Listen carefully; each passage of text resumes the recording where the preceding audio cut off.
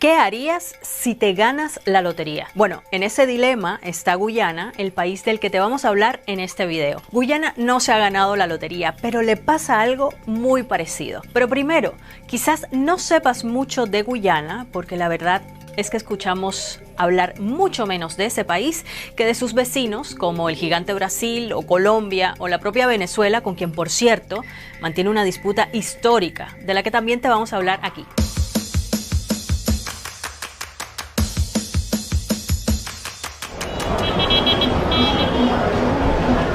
Guyana es un país muy joven, se independizó del Reino Unido en 1966 y solo desde 1970 comenzó a ser la República Cooperativa de Guyana. Es también el único país de Sudamérica donde se habla inglés. Es solo un poco más grande que Uruguay y un poco más pequeño que Ecuador. Pues ese pequeño y singular país sudamericano es el país que tendrá más crecimiento económico en todo el mundo en 2020. Crecerá un 85.6% según el Fondo Monetario Internacional, y esto es nada más y nada menos que 14 veces lo que crece la economía de China. Y es más sorprendente aún porque actualmente es uno de los países más pobres de América del Sur.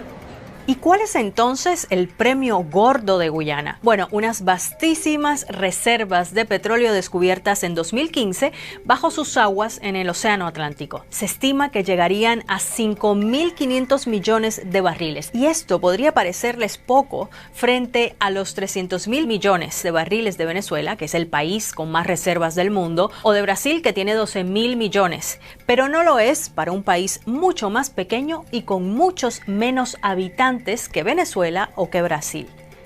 A partir de 2020 comienza la exportación de petróleo guyanés y algunos analistas incluso dicen que pronto se convertirá en el país con más ingresos del mundo por habitante. Pero como sucede con cualquiera que se gana la lotería, la pregunta que muchos también se hacen ahora es ¿qué va a hacer Guyana con todo ese dinero? Por supuesto, el tema de cómo y en qué invertir las ganancias está ya en el centro de la política de ese país. Hay políticos que prometen educación gratuita, otros que destinarán más fondos a la construcción de carreteras e infraestructura en general, aunque hay expertos a los que ha consultado la BBC que son menos optimistas. Dicen que el dinero puede llegar a Guyana como una especie de tsunami y que esto puede llevar al país al paraíso, pero también al lugar opuesto. Y es que hay antecedentes que son poco alentadores. En primer lugar, hay dudas sobre la capacidad administrativa del país. Como dato, les cuento que Guyana ocupa el puesto 85 de los 180 en el ranking de corrupción de la organización Transparencia Internacional. Tampoco destaca por la fortaleza de sus instituciones.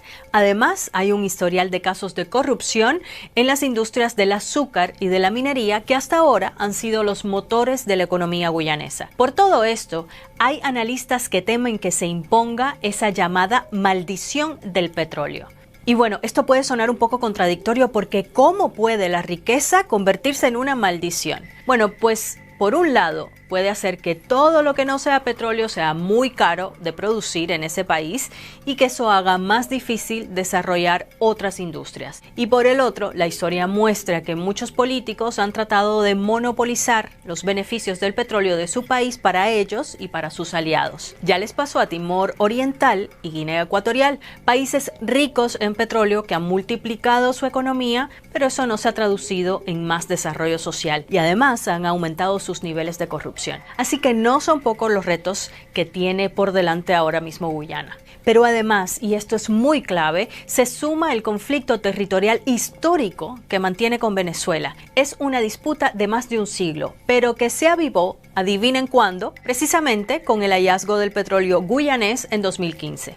Desde entonces, varias petroleras han continuado explorando las aguas guyanesas para encontrar otros yacimientos, con la disputa territorial con Venezuela como telón de fondo. La zona en cuestión se llama El Esequibo. Son 159.500 kilómetros cuadrados al este de Venezuela, con importantes recursos naturales que representan nada menos que 2/3 del territorio de Guyana. Esa región estuvo bajo dominio del Imperio Español, el holandés y el británico, pero en 1899 fue adjudicada a Reino Unido en una corte en París. Venezuela no se resignó y en 1962 pidió la mediación de la Organización de Naciones Unidas, reclamando ese territorio y argumentando que el fallo de París no había sido imparcial. Ahora, y tras el reciente hallazgo de petróleo, Venezuela rechaza las exploraciones en las costas de Guyana que están frente a esa zona disputada.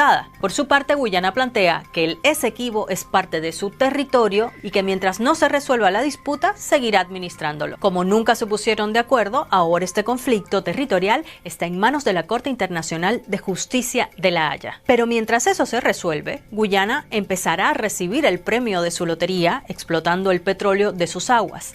Eso sí, con la incógnita de saber cómo esto va a beneficiar a su economía y a los guyaneses.